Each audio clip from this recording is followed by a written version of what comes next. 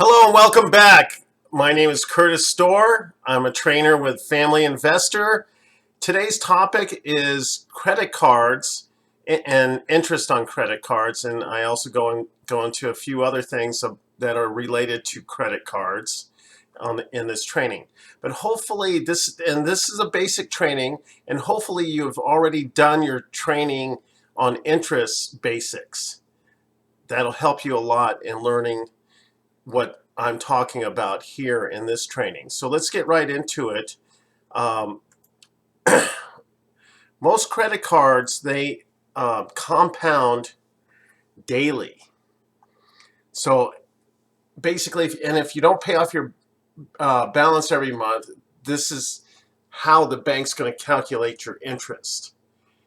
It's because if you pay your balance off on the due date, it will not accrue interest, but the day after the due date, it'll accrue all the interest that you've accumulated for the past X amount of days. Okay, so, and just to keep this basic, I'm going to go to a spreadsheet and I'm going to show you what compounding interest does. For example, on $10,000 at an annual percentage rate, you'll see this information to the left here. 17.5% annual percentage rate. Well, what that is, it's broken down into a daily rate. Your daily rate is basically your APR, or your annual percentage rate, divided by 365. So it's 365 days in a year, and that's how they get a daily rate. There's another term and you won't see this rate a lot. It's called effective rate. The effective rate is actually the actual rate that you're paying. So even though it's advertised at 17.5, you're actually paying almost 19% on this credit card. Okay, so, and this is for training purposes, so we're not making any payments. Okay, so this just to show you how the interest compounds daily on your credit card. So $10,000, it's compounding daily. And if you wanted, you could look down here and see what interest is added every day. And compounding, just to remind you, is the interest gets added. You'll see the $4.79 added here, and then interest goes up a penny because of this, and it gets compounded or added to your balance or principal. In 1 year, up here in the blue, interest added would be $1,883.45. So basically your total that you owe after 1 year is the $11,883.45. Okay, this is just to show you how compounding works again. Okay, it won't really work this way because you have to make minimum payments. And all credit card companies, they offer you a minimum payment. They don't say you have to pay the balance off, or they don't say this is how much you have to pay to make sure you pay your credit card off in 1 year. And I'm going to show you how to do that in a little bit.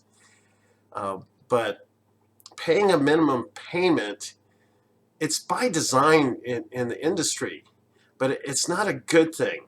Unless your interest is at 0% and you're using it with one of our strategies as mirror money, it's not recommended. And mirror money is something you'll learn later on. It's basically like when you look in the mirror, there's two of you, the real you and a mirror image of you.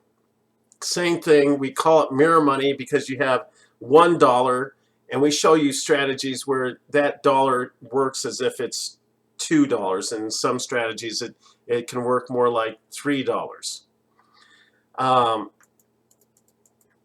Paying off credit cards, if it were easy, you would have done it by today. You would already do it. If you have the cash flow or the income into your checking account, you would be paying off your credit cards. Most people are carrying debt. And on minimum payments, there's no standard. Um, except that it's somewhere between 1% and 3%, depending on the credit card company and what they want to charge you on your outstanding balance. For example, if your credit card balance is the $10,000 and your credit card company charges you a minimum payment of 2%, that minimum payment would be $200. Let me jump over to the spreadsheet and show you.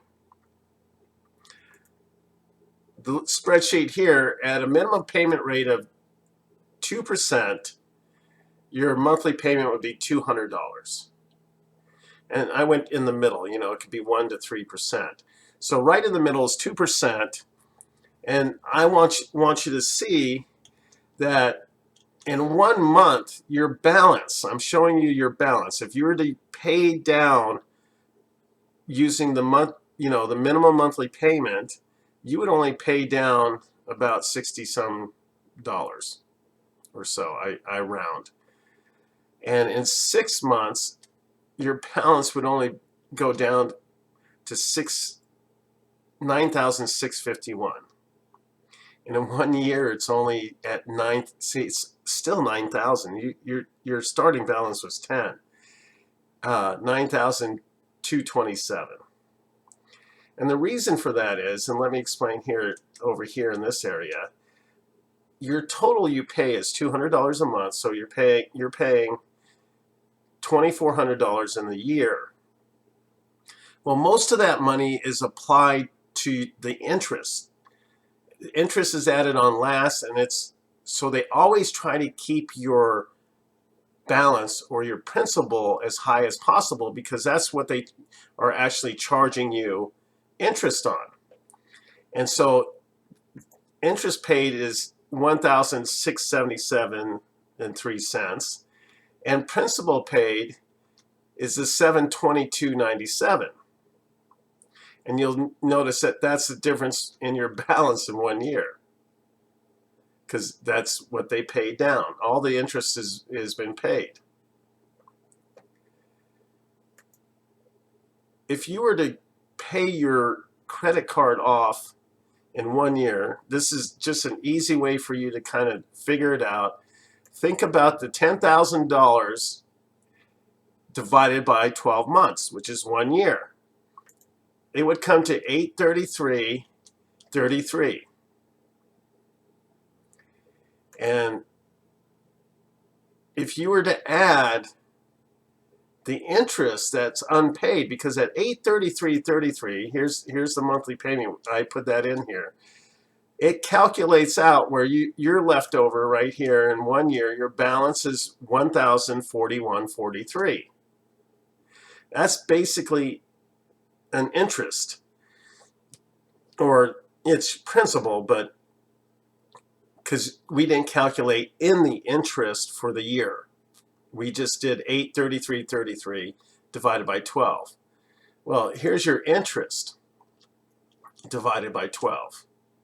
So if we divide that interest by 12 and we add that to the $833.33, which is that divided by 12, this spreadsheet will come up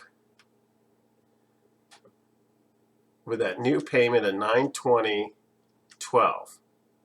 And now you'll see over here that it is paid off in 1 year. That's if you want to. This is just for an example. If you were to pay your credit card off in 1 year, how much you would actually have to pay it off in 1 year. $920 to pay that off, that's a lot of money. So if you're going to buy something for $10,000, you're going to pay almost $1,000 a month. So if you buy something for $3,000, it's going to be $300 a month to pay that off. So that's the way you need to start thinking about your money and your budget. Okay? Payday loans. I included this with credit cards because it's something that you have easy access to out as a consumer. And these are total red flags. You need to avoid payday loans, because a payday loan, you go in there and let's say you borrow $100, and they say, okay, we're going to charge you $25 on that $100. So if it's $1,000, it would be $250. So basically, if you calculated that into a percentage rate, that would be 25% that they're charging you to borrow that money. So the percentage, and you have to pay it back in 2 weeks. Well, there's 52 weeks in a year. So you would multiply that 25 by 26, and this is how you get your annual percentage rate, because they're charging you every 2 weeks. It's not instead of daily. I hope you're following me. So your annual percentage rate for a payday loan in this scenario at $25 on every 100 is 650%. In most states, this is not even legal. But the loophole they have is it's a payday loan. You agree to pay $25 for the $100 or $250 for the $1,000. It's 25% either way, and you're going to pay that in 2 weeks when you get your paycheck. It's insane. Don't do it. Same thing with title loans. Title loans, if you do the research and you start calculating these things out, title loans can be up to 300%. At 300% annual percentage rate, you're basically losing your car by taking a loan. Think about it, 300%. So you take a loan for $5,000, you're going to owe in a year, you're going to owe 15. That's crazy. $15,000 for 5. That's 300%, because 300% is just multiply it by 3. And yeah, they say you could keep your title. Whoopee, it's a piece of paper. It means nothing because they put a lien against your car. It's called a secured loan. Payday loans are unsecured, but they're going to take it right out of your paycheck, so they get their money before you get yours. Title loan, they secure it against your vehicle. So now if you don't pay them, they take your car. I'm not saying all title loans are the same. Just the ones that I've seen out there. This is just buyer beware information for you when it comes to credit.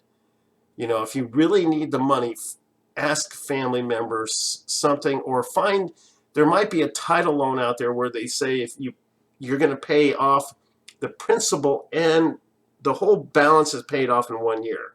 I've seen it on TV. It exists. I don't know if it's in your state. Every state's different. And the rates they can charge are different for every state. They lobby so they can charge you the 300%. And they, with that kind of money they're making, and they take your car, they're going to turn around and sell it. And so they're still making money. Anyways, don't do it. Even if you have to, you go to a family, find somebody to borrow money from. But, I know it's not easy sometimes, but avoid those. They're traps. Timing is everything. And what I mean by that is basically you could buy this same thing maybe a year later. Or if you make an investment, this is what I teach people also, and we'll go over it later on, is if you have $100,000 invested in something else that creates cash flow or income stream that you can buy whatever you would have bought with that $100,000, you can buy with the cash flow coming in. And we go over all kinds of strategies. I'm not going to get off on a tangent. I want to try to keep this real basic, but I want to plant the seeds. I want to always tell you there's good things. There's good credit. There's bad credit or debt. When you use your credit cards the right way, it's a good thing. And one of the things is building your FICO score. So there are good credit cards and bad credit cards for helping you do that. And Credit Karma is a good site to go to find out what cards are best. You put in your information and they'll give you recommendations of what fits your credit score. You know, and in future, in the banking basics and other strategies, we're going to show you how to use your credit cards the right way. Okay, so hang in there. We'll get there. Since I touched on FICO scores, once again, Credit Karma is a good place to go to, and they'll teach you how to get your score up to the max. And right now, the maximum FICO score is 850, and I think it's in the works to raise it up to 900.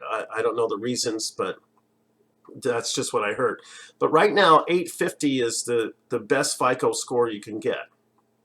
Currently, my FICO score is at, according to TransUnion, 815, and Equifax 819, and I think Capital One, I took a screenshot of that, it's at 833. But you'll see at the bottom there, it's 900. So I believe they're looking at changing the FICO score max to 900. You see over here the 900. Here they still using 850. So don't know where that's going. Okay. Once again, Credit Karma, you know, they talk about credit factors and what you can do. My credit score is actually lower than it could be. And all I have to do is buy a vehicle. They actually want me, and that's how FICO works. They actually want me to have an installment loan. So installment loans are like on cars. That's considered an installment loan.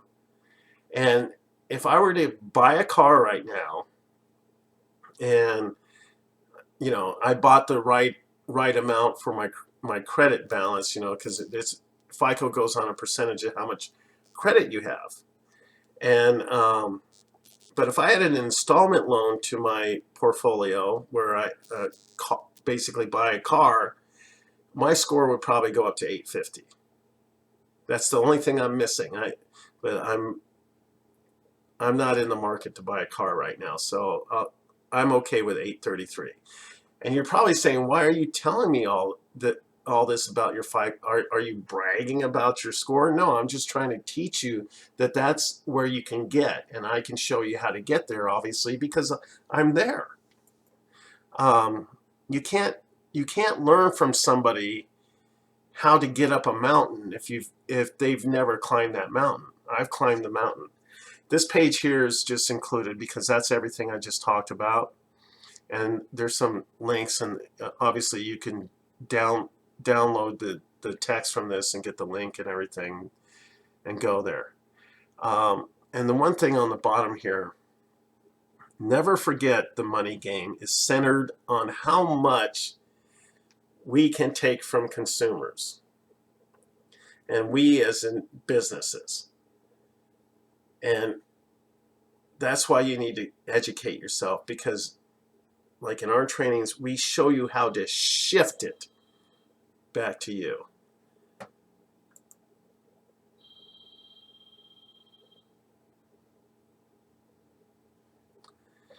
Okay, and what are the benefits of having a high FICO score? The higher your score is, when they run a credit report when you go buy a house, you can get a lower interest rate.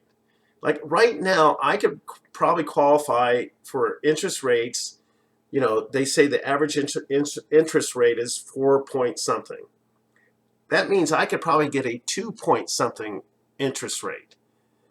And the great thing about that, over 30 years, that can save me $100,000 if I were to take 30 years to pay my mortgage off, which is something I don't do because I teach strategies on how you can pay your home off in less than 10 years, even faster depending on how much debt you have. And like I said earlier, you can get offers from credit card companies and banks because they know that they do soft inquiries that don't hurt your credit, but they see that you have a high FICO score. They'll send you offers for 0% credit cards where you don't have to pay a percentage, and this is how they get you hooked, right? For 12, 18, or 24 months. And the higher your score is, the longer and the more they'll give you. I get offers sometimes for $25,000 for 24 months because I'm at the top of the FICO score. You may still get an offer at 0% credit card, but it may be 5,000, 10,000. It could be 15,000. And it's interest-free for 2 years. And can you imagine what you can do with $25,000 in 2 years using one of our other strategies? And when your score goes up, so can your credit limit. So you can ask for, and it's good to have a higher credit limit because they calculate your FICO score on how much debt you have or how much you owe on your credit cards versus how much credit you have. So if you have $100,000 in credit, your balance is around $25,000.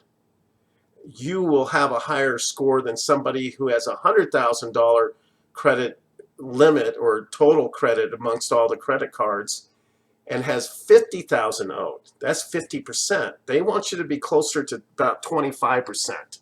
And you could all learn this at Credit Karma. Plus, they offer you more rewards. You get better rewards. The better your credit score, the better the rewards are and the benefits you get. And other things, lower car insurance. They run your credit. I had bad credit and I couldn't get car insurance. I had to get, I don't know who I had to go to, but I can't remember. But it was a while back, not too long ago, maybe 15 years ago, that my credit was in the sink. Bankruptcy. Yeah, it was terrible. Very low. Couldn't get good insurance.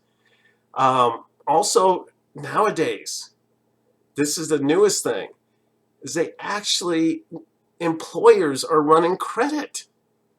It's amazing because credit scores and your credit shows people how responsible you are. If you're irresponsible with your credit, they believe you're going to be irresponsible at everything else.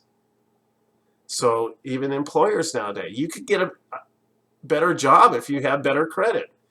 So be careful with that, and we'll show you what you need to do. Once again, right now your brain is probably popping with the new information I just shared with you. So continue to bust out that notebook of yours and write those questions down, and then finish the basic trainings. And during the basic trainings, I might answer some of those questions you've written down. If not, email them to me at support@familyinvestor.net, and someone will get back to you with an answer in that email. Well, thank you again, and I love sharing this information with you, and I can't wait until we start putting it into action, and you can see how much you can shift in wealth back into your bank. So once again, thank you very much. I hope this was enjoyable.